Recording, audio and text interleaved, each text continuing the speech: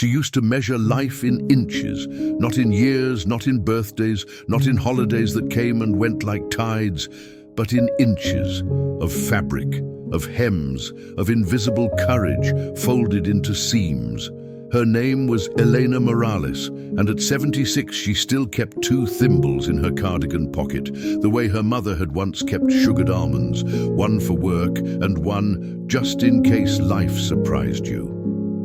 Life had surprised her less and less as time went on, but she carried both thimbles anyway.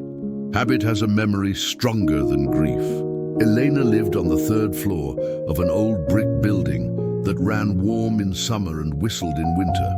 On the ground level, beside a bakery that opened at 4 each morning and a barbershop that hadn't a tea changed its window sign since 1963, sat her tiny shop, Una Puntada de Luz, a stitch of light. The name had been her late husband's idea. "Because you always find the light in the tear," he'd said, winking, back when he still had the kind of laugh that filled rooms. He was gone now. 10 years. Cancer, then silence, then 10 years of counting the differences between being alone and being lonely. She patched wedding dresses on Monday and uniforms on Tuesday. On Wednesdays, mothers came with skirts that needed letting out and in again, because bodies and lives never stopped changing. Thursday belonged to shirts that asked to be less scratchy. Friday, jackets that wanted a second chance. Saturdays, prom gowns and courage. Sundays, she rested, by which Elena meant she took the bus to the water and watched the gulls quarrel over stale bread. She told herself she preferred the gulls to people because gulls did not pretend. They wanted what they wanted, loudly, unapologetically. People invented reasons. She knew she had raised a daughter through the stormy country of reasons. The daughter's name was Isabel, and the last words they had said to each other 5 years earlier were not worthy of their love. Elena had said, "You're throwing your life away with that musician." And Isabel had shot back, "At least I'm not living someone else's," and then slammed the door so hard the bell above it gave up ringing for a week. After that came months of stubborn quiet, then years. Elena stored her daughter S letters unopened in a shoebox in the closet S back corner, the box with faded strawberries, a design from another decade.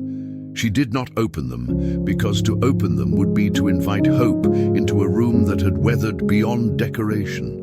Hope is beautiful. It is also expensive when you've learned to sew, the same day you learned to say please. The day everything began to change started, like miracles often do, with something simple and small. A boy came in with a torn backpack. He was maybe 12, hair like a dandelion gone to seed, ashes large and responsible. He held the backpack the way you hold a pet that might bolt. "My mom says maybe you could fix it," he said, "if it's not too much." Eleanor peered at the tear. It was not a big job, but the fabric was thin, the kind sold to people who cannot afford to wonder whether something will last. "I can fix it," she said. $2. The boy's ears flushed. "I have $1.50. "1," she said, "and you sweep my sidewalk while I sew." He nodded, relieved into a grin that reminded her of a summer she had not let herself remember in years. "Deal," he said, and ran outside. She replaced the zipper and reinforced the seam, adding a secret brace where a child's things might pull hardest. It took 6 minutes, plus 3 more to add a hidden stitch that no one would see, but that would make everything quieter and safer. The boy finished sweeping, then stood in the doorway watching her hands. "You're fast," he said. "I'm old," she countered. "Old is the long way of saying fast." He took the backpack, slipped his arm through the strap, and did that small bounce children do when they are testing whether the world still holds. "My name is Leo," he said. "If you need help carrying things sometimes, I can help. My mom works late. I can do things after school." "What do you know how to do?" Leo considered. "I can ask questions and learn." "Ah," Elena said softly. "The only skill worth having." She gave him an apple from the bowl beside her register. Go, or you'll miss your bus.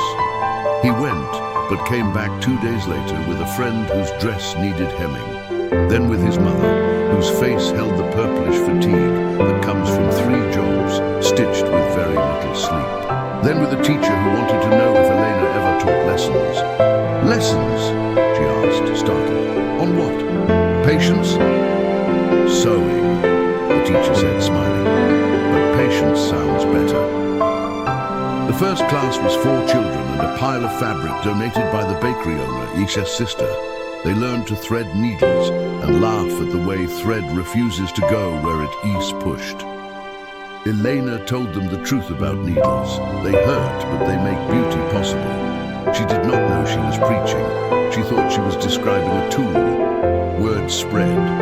More children came, and a grandmother who wanted to mend a coat her husband had worn to propose. A teenager who wanted to make a dress no one at school would mock. A man who had never learned to sew on a button because his father had said that was not a man, it's skill.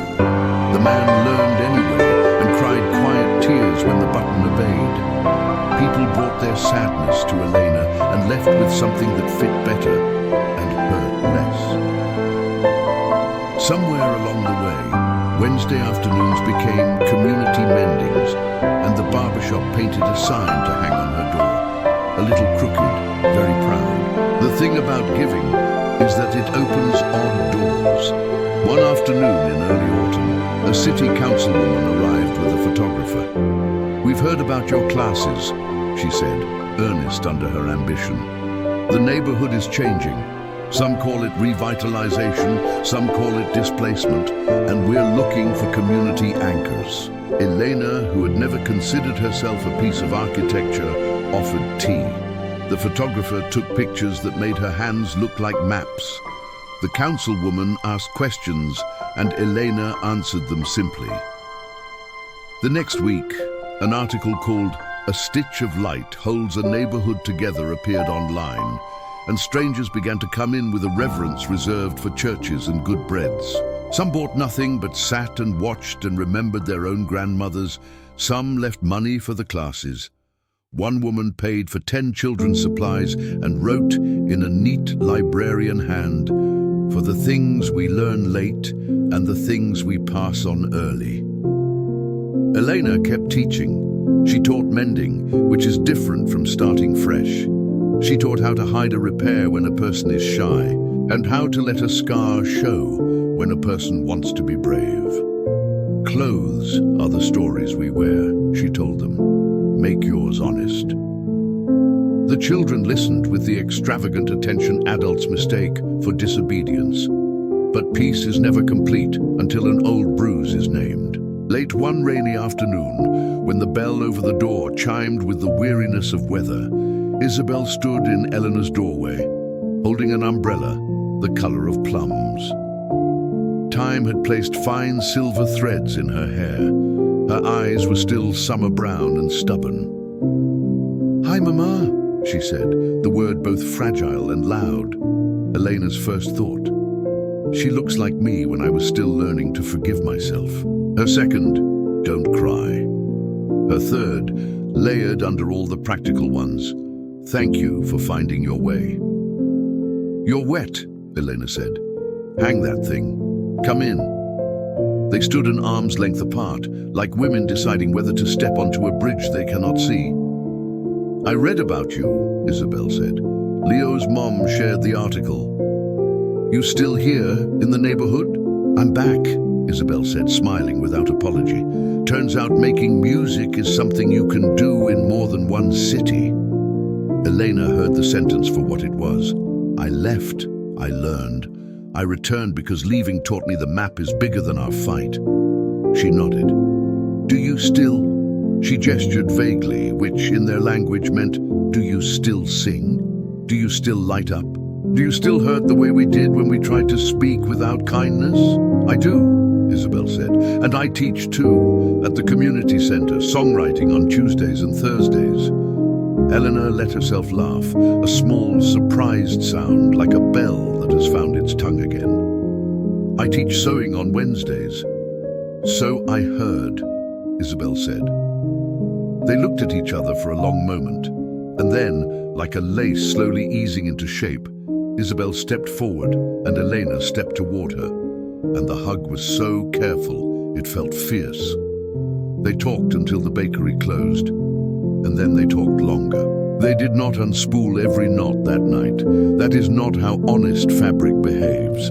But they found the ends of old threads and said each other's names without practice. Isabel confessed that the musician was a chapter closed years ago, that she had left to find herself and found a life that kept needing tuning the way music does. Eleanor confessed that she had kept every letter but had been too afraid to open them, because hope with a weak hinge swings in storms. "Bring them," Isabel said gently. "We'll read them together when you're ready." "Next week," Elena said. "Bring tea, the good kind." When Isabel left, she turned in the doorway and said, "Mama, what does una puntada de luz feel like to you?" Elena did not need to think. Like the moment a wound decides to be a story instead. The next months moved the way seasons do when an old woman begins to like the mirror again. The classes grew. Eleanor's landlord, who could easily have raised the rent, came by one morning with a box of buttons he had kept since his mother's dress shop closed in 1979. He put the box on her counter and said, gruff with kindness, "As long as this shop is teaching kids how to fix what the world throws away, your rent stays the same." She understood that this too was a stitch of light. Isabel joined the Wednesday sessions with her guitar, playing softly while children learned to thread needles, because music helps the hands remember gentleness. Sometimes she sang in Spanish, and the children answered in other languages that made the room larger. Elena told stories of her own childhood, the war her parents fled, the first dress she ever made from her mother's curtains, the way love had worn thin in places and been mended by laughter. She did not spare herself in the telling. Pride is not a hem. It is a seam you can open when it pinches. Then came the dress that waited. A woman named Mrs. Caldwell entered with a box wrapped in tissue that looked like old snow. She had been married 58 years, and her husband had died in his sleep 3 months ago. "I never wore this," she said, lifting a wedding dress that time had yellowed into a tenderness even lovelier than white. "I planned to. Then the war came, then children, then work. We eloped at the courthouse and saved. I kept thinking one day we'll have the party. One day when it's not so hard." "Sometimes hard is loyal," Elena said. Mrs. Caldwell's hands shook. "Would you fix it? I want to wear it to the community dance next month. My husband would have laughed at me and said I looked like a cake, but he would have danced me around the room anyway." Elena spread the dress on her table and felt something inside herself ask for a softer chair. The lace was torn in 3 places. The waist had been made for a 19-year-old who did not yet know that life expands a woman in all the right directions. Elena worked on the dress for 7 evenings, the kind of long, careful labor that turns regret into art. Isabel brought soup. Leo's mother brought café de olla. The barbershop men came by to look and pretend they knew about seams. When Elena finished, the dress was exactly what it had always wanted to be. A promise kept late, which is to say, a promise kept perfectly. At the dance, held in the high school gym decorated with strings of warm bulbs, Mrs. Caldwell walked in, a bouquet of store-bought lilies in her arms, and the room applauded because some sights are their own music. She danced with her sons and grandsons, laughing like rain after drought. Isabel sang an old bolero. Elena did not dance, but she swayed, which is a kind of dance that doesn't frighten the knees. She watched the woman in the dress and thought of all that waits and all that doesn't have to anymore. And then she thought of a box with strawberries in the closet. She brought the box to the shop the next morning and called Isabel. They sat by the window where the light was most forgiving and opened the letters like careful surgeons. Some were apologies, some were maps, some were foolish. All were true to the hours in which they had been written. They cried and laughed in equal parts. And when Isabel reached a letter in which a younger Eleanor had written, "I'm afraid of becoming invisible," they both went quiet. The kind of quiet that repairs. "Mama," Isabel said finally, "I see you." "And I see you," Elena said. "Not the child I wanted you to be, the woman you are. Which is better?" "Will you come to my class on Thursday?" Isabel asked, eyes bright. "We're writing songs about the people who sewed us together, even when we were trying to fall apart." "I will bring buttons," Elena said. "Good ones." Spring came. The gulls quarreled less, or perhaps Elena learned to hear them as conversation. She started a repair library, patterns and spare fabric, jars of thread labeled like spices. People could borrow what they needed and return it when their lives allowed. Children learned to fix their own costumes for school plays. A widower patched his late wife's quilt and slept better for the first time in months. A lawyer took a class and said, half joking, that every courtroom should require mending before argument. Elena told him judges might rule more kindly if they understood hems. The city hung a small plaque beside her door that said Community Anchor, and for once a public thing did not feel like an intrusion, but a good photograph of an honest moment. Elena stood one evening, watching the late sun catch the dust in the warm air of her shop, and realized she felt something she had not felt since she was a girl trying on a dress she had made, and finding it fit the exact person she was. The word was ease. Ease in her skin, ease in her choices, ease around her own name. On her 77th birthday, the neighborhood surprised her. The barbershop shut early, the bakery sent trays of guava pastries. The children strung bunting made of fabric triangles, each one embroidered with a word: hope, mending, courage, rest, laughter, home. Isabel brought a cake whose frosting behaved. Leo gave a small speech about the difference between fixing and making whole. Someone started music, and the room swayed again like a slow boat. Elena didn't know where to put her hands, so she put them over her heart. "I don't know how to say thank you big enough," she began, and the room quieted the way rooms do when they are ready to receive something sacred that does not require a church. "I thought getting old meant measuring smaller days, smaller dangers, smaller dreams. I was wrong. Getting old, if you let it, means measuring in truer units, not inches, not even years. It means measuring in hands held, tears shared, mistakes mended, songs learned late, and courage borrowed from children who have not yet been convinced that kindness is impractical." They clapped, and Elena held up her palms, the thimbles shining like small moons. "These are not armor," she said, laughing. "They are reminders. You can push a needle through almost anything if you are patient and if you keep your fingers safe. Today, I feel..." She paused, surprised to find the exact word ready and waiting. "I feel safe with all of you, and I feel seen. That's the whole dress, isn't it?" Later, when the shop was dim and the street hummed low with the practical music of closing time, Isabel stayed to help stack chairs. "Mama," she said softly, "there's something else." "Always," Elena said.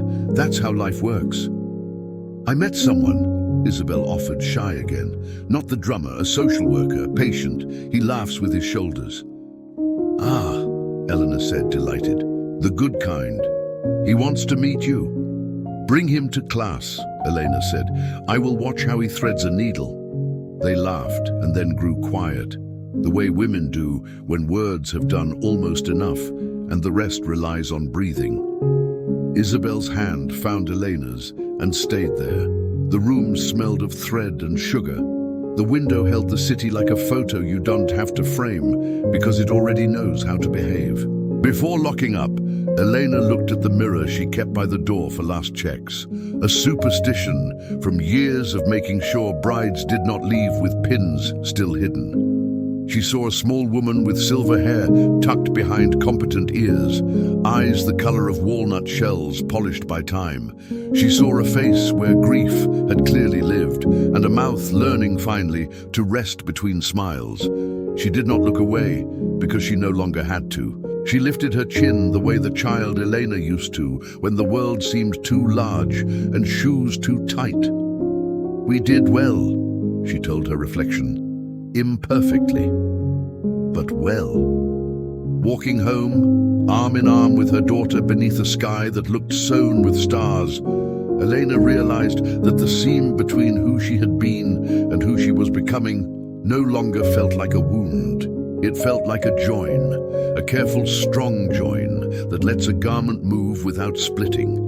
She thought of her husband's old line about finding light in tears. She thought of Mrs. Caldwell and the dress that finally danced.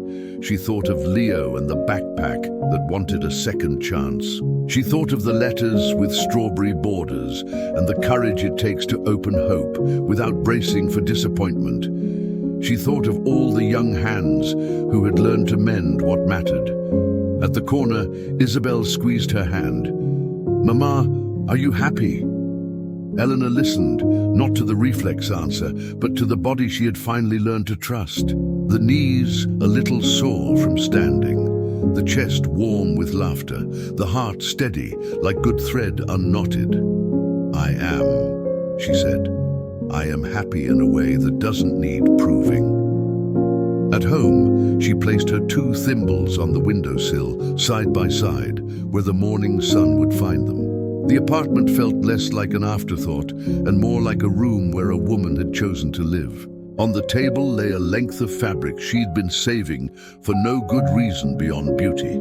She cut into it without apology and began to sew herself a dress, not for a wedding, not for a funeral, not for someone else's celebration, but for Thursday afternoons and breadlines and singing while stirring soup, a dress for living inside her own life. She stitched a secret message into the hem, the way Dee taught the children to do when something needed saying but didn't need display. 4 words, small and even, the kind of words you carry like a pocket mirror. "I chose myself," kindly. When she tied off the thread and bit it clean, Eleanor felt that rare, exquisite sensation of an inner room settling into order. Not because everything had been solved, but because what mattered had been mended. She turned off the lamp, let the city hold its breath around her, and went to bed with the window cracked to let in the sea's rumor of forever. Sleep came like a blessing that had been trying to find the right address for years. In the morning, she would teach again. She would show a child how to turn cloth and not fight it. She would remind a teenager that a seam needn't be perfect to be worthy. She would hand a grandmother the buttons that matched the memory. She would stand at her doorway and breathe in the warm smell of the bakery and the loud tenderness of the barber shop and the 1,000 small mercies of a block that had decided to be a neighborhood. But tonight, Elena Morales, seamstress, mother, widow, teacher, keeper of stitches and stories, slept with a soft smile that had nothing to prove to anyone at all. And when she woke, the light came in exactly where she'd left it.